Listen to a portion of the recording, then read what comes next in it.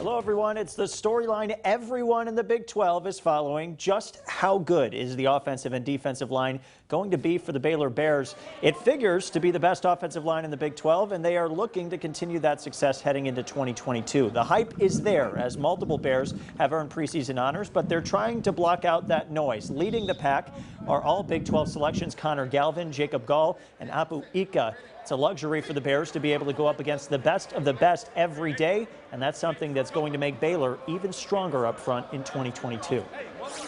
The O-line and D-line particularly, I think the talent there is real, and there's a great scouting report on the other side, and so you're playing best on best, and you're playing fastball pitcher versus fastball pitcher, and so you can't help but get better when it's that way. I think we're coming along nicely. There's still some things obviously you got to fix and things you want to obviously improve on and things you want to focus on. But I think we're in a good spot right now. Let's keep our high school road trip rolling. We previewed the McGregor Bulldogs already, but tonight we feature two more teams from District 11 3A Division I football, including the defending champs. The Leopards are poised to make another deep run, but if they're going to get that done, it'll mostly have to be a new group that does that job.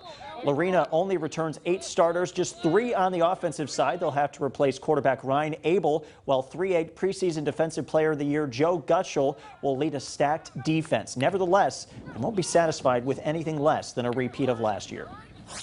You have to adapt it because it's a whole different style, different chemistry, different kids, different leadership, different everything. We're still what we are. I mean, we're not going to change our whole philosophy or our standard that we're looking for. It's a whole different group of relationships and everything else that have to evolve in the course of the year. I'd say a lot of guys want to just keep it the same, but I'd say, we're trying to create our own identity, and we're trying to obviously repeat what we did last year. I've never wanted anything more than to win another state championship. It's just knowing that feeling that you can be a state championship. Why would you settle for anything less than being a state championship? I mean, why would you settle for being less than number one? From that number 1 spot to a team that hopes to return to the top. The Troy Trojans won a district title in 2019, but took a step back in the previous 2 years, missing out on the postseason. Now the Trojans aim to take a step in the right direction in 2022 with a couple of big playmakers. Troy returns 6 starters on both offense and defense, including running back Corey Gibson and a strong offensive line headlined by Elijah Sunderman.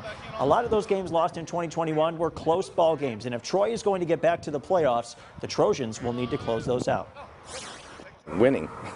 I mean, year one, obviously you want to win too, but when we look back to last year, those last 3 or 4 games of the season against some good teams like Cameron and Little River, we were right in the middle of those ball games going into midway through the 3rd quarter, but we just couldn't figure out a way to make plays to finish. So we've just got to continue to get better each and every day, and that's our challenge to our kids, is we can't worry about our schedule, even though it's brutally tough. We just got to worry about us and get better each and every practice. Well, obviously make it AT&T Stadium, but if not, at least playoffs. I would hope to make playoffs, because we haven't made it 2 years in the last 2 years. That was hope playoff, and that's it. It's a good goal. The Midway All-Stars were back in action today with a trip to the Little League World Series title game on the line. And in their way, if you remember, these teams faced off in the quarterfinals. Texas won 1-0 against Virginia. We start in the bottom of the 3rd. Zeneria Hughes hadn't given up a run in 2 straight games, and pitcher Cammie Walter breaks that streak. The 2 teams tied at 1 after that collision at the plate right there. Got to get out of the inning now, and the Midway All-Stars infield helps Hughes out. Lily Davis throws on to first. Clara Bucknall then with a heads-up play to get it to Riley Little, who applies the tag, a double play to end the 3rd. So we jump to the 5th.